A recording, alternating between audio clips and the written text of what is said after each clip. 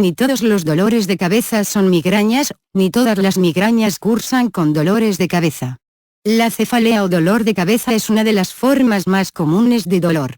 Aunque su causa es desconocida, el dolor que la produce se debe a una dilatación de las arterias situadas en el cráneo. Una migraña es un dolor de cabeza recidivante, pulsátil e intenso que habitualmente afecta a un lado de la cabeza, aunque puede afectar a ambos. El dolor empieza repentinamente y puede estar precedido o acompañado de síntomas visuales, neurológicos o gastrointestinales. Aunque la migraña puede iniciarse a cualquier edad, generalmente empieza en personas entre 10 y 30 años de edad. A veces desaparece después de los 50 y es más frecuente en mujeres que en varones. Si se tiene en cuenta que más del 50% de las personas con migraña tienen familiares que también la padecen, es de suponer que la tendencia puede estar transmitida genéticamente. En general, el dolor de la migraña es más grave que las cefaleas tensionales. Las causas exactas de las migrañas se desconocen, aunque se han estudiado varias teorías. Actualmente se cree que la migraña es un trastorno constitucional con base genética. Las causas desencadenantes son difíciles de identificar y diferentes en cada persona, pero las más frecuentes son herencia. Aunque la forma de herencia no está totalmente establecida, en algunas formas especiales de migraña ya se ha identificado el gen que la transmite situado en el cromosoma 9. Edad: en la infancia la migraña se presenta por igual en niños y niñas. A partir de la pubertad y debido a los cambios hormonales, se dispara la incidencia de migraña en las mujeres. Estrés y ansiedad: es necesario aprender a relajarse, buscar alguna distracción en momentos estresantes. Hormonas: lo más frecuente es padecer una o dos crisis al mes, fundamentalmente en la época de primavera y otoño, y estas pueden llegar a durar de 4 a 72 horas. Además del intenso dolor de cabeza, estas dolencias van acompañadas de otros síntomas como náuseas, fotofobia o vómitos. En menor medida pueden provocar irritabilidad, anorexia, vértigos y mareos. La migraña suele empeorar con la ovulación y la menstruación, así como con la toma de anticonceptivos orales.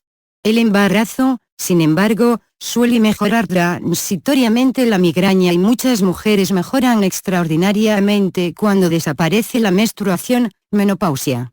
Ingestión de alcohol y dieta: algunos alimentos y bebidas pueden desencadenar ataques de migraña. Por ejemplo, el alcohol, especialmente el vino tinto o burdeos, las comidas con glutamato monosódico (MSG), productos que contienen tiramina, o las carnes en conserva con nitratos. Falta o exceso de sueño también puede ser un desencadenante de la migraña. Factores medioambientales: el tiempo o los cambios de temperatura, las luces deslumbrantes o las fluorescentes, las pantallas de ordenador, los fuertes olores y las elevadas altitudes. Síntomas de migrañas: no se dispone de ninguna prueba de laboratorio que sea útil para el diagnóstico de la migraña, aunque, debido a su patrón específico del dolor, suele resultar fácil identificarla. Alrededor del 20% de las personas manifiestan síntomas de depresión, irritabilidad, inquietud, náuseas o falta de apetito, que aparecen unos 10 a 30 minutos antes de iniciarse el dolor de cabeza, periodo denominado aura o prodromo. Un porcentaje similar de personas pierde la visión en un área específica, denominado punto ciego o escotoma, o perciben luces dispersas o centelleantes. Con menos frecuencia sufren una distorsión de las imágenes, como por ejemplo, cuando los objetos parecen más pequeños o más grandes de lo que en realidad son. Algunas personas experimentan sensaciones de hormigueo, con menor frecuencia, debilidad en un brazo o pierna. Es habitual que estos síntomas desaparezcan poco antes de iniciarse la cefalea, pero a veces se mezclan con el dolor. Tipos de migrañas: existen diversos tipos de migrañas. La migraña con aura está precedida de alteraciones visuales, como manchas negras en el campo visual o visión de puntos o líneas luminosas. La migraña acompañada aparece con pérdida de fuerza en la mitad del cuerpo o con alteraciones en el sistema nervioso central. Otro tipo de migraña, sin cefalea, se caracteriza por vómitos, náuseas y abatimiento, sin que aparezca dolor de cabeza. El 90% de los pacientes que sufren los tipos de migraña más frecuentes, que son cefalea de tensión, es un dolor leve o moderado. Puede estar provocado por el estrés, malas posturas, fatiga o depresión. Cefalea de racimo, es más frecuente en mujeres. Se trata de un dolor en uno de los lados de la cabeza que se extiende hasta llegar al ojo. Puede durar unos 15 minutos y a menudo ocurre por la noche. Migrañas o jaquecas constituye un conjunto de síntomas entre los que se encuentran, además del dolor de cabeza, vómitos, náuseas, sensibilidad a la luz y al ruido. Las migrañas son trastornos que tienen base hereditaria. El dolor suele localizarse en una parte de la cabeza o en toda. Tiene un carácter pulsátil y se acompaña de un malestar generalizado. Este dolor empeora normalmente con la actividad física y mejora con el reposo. Afecta a 17 de cada 100 mujeres y a un 5% de los hombres. Tratamientos. Aunque todas las migrañas están asociadas con el dolor, difieren en su severidad y su frecuencia. Por ello es necesario crear un tratamiento a medida que atienda a las necesidades individuales de cada enfermo. La medicación intensa es empleada para tratar cefaleas determinadas y deben usarse rápidamente en la fase inicial. En ocasiones también son efectivas para la reducción de otros síntomas del ataque, como las náuseas, los vómitos o la sensibilidad al ruido o la luz. Las terapias preventivas son empleadas de forma diaria para prevenir los ataques o reducir su frecuencia y severidad. Dentro de estas terapias se encuentran las farmacológicas y las no farmacológicas, como las terapias físicas y de comportamiento. Por último, los medicamentos de rescate se aplican cuando la medicación intensa falla. Generalmente pueden administrarse en casa, aunque algunas terapias más agresivas que requieren inyecciones intramusculares o intravenosas se dan en el consultorio médico o en el servicio de urgencias. Este tratamiento puede causar somnolencia, lo que resulta adecuado para aliviar el dolor, aunque algunos pacientes se quejan porque les impide continuar con sus actividades cotidianas. Existen 4 agentes diferentes para el tratamiento individual de las migrañas: analgésicos, antieméticos, ergotamina, triptanes.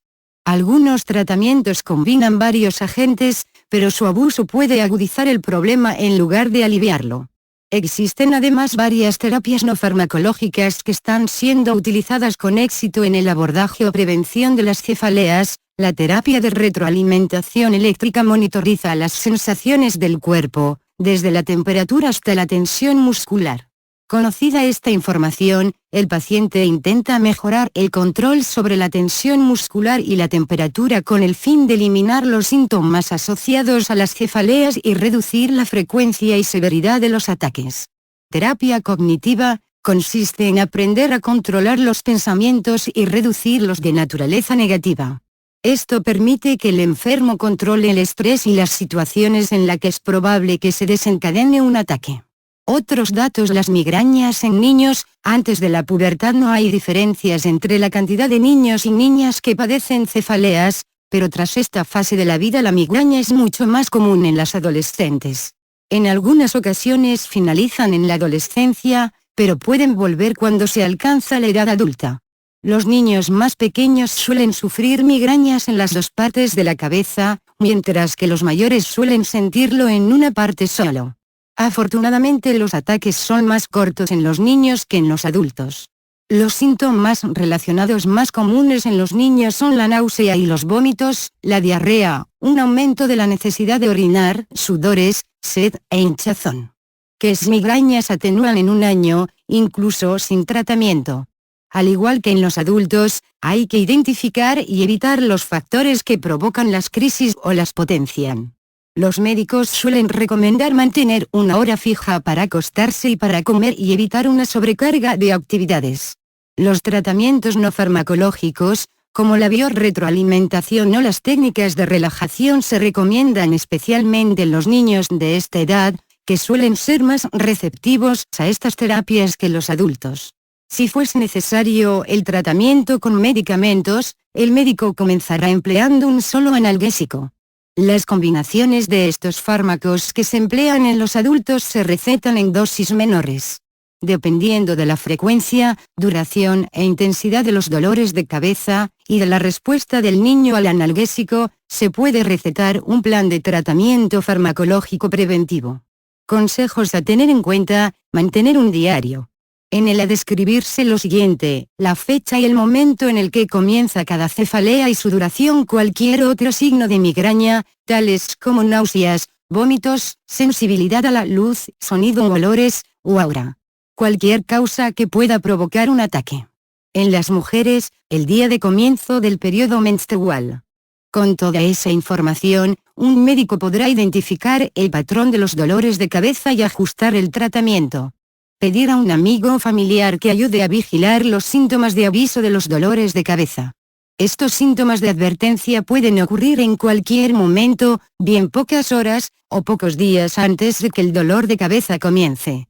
Pueden ser variados: sed, bostezos, fatiga, depresión, euforia, irritabilidad, mareos, sensibilidad a las luces o sonidos, tortícolis, sentimiento de frío, mayor necesidad de orinar, diarrea, estreñimiento. Tener siempre consigo una dosis de los fármacos prescritos por el médico y tomar los medicamentos de la forma descrita por el médico. Consumir solo los medicamentos prescritos por el médico. No utilizar dosis más altas de las recomendadas. No dejar de tomarlos sin consultar antes con el médico. Algunos fármacos hay que dejar de consumirlos gradualmente para evitar efectos secundarios no deseados. Si no se ha podido tomar una dosis, hacerlo tan pronto como sea posible, excepto si es el momento de la toma de la siguiente. En ese caso, olvidar la anterior, ya que no se deben doblar las cantidades recomendadas. Después de tomar un fármaco contra las cefaleas, túmbese en la oscuridad, en una habitación silenciosa hasta que el dolor comience a mejorar.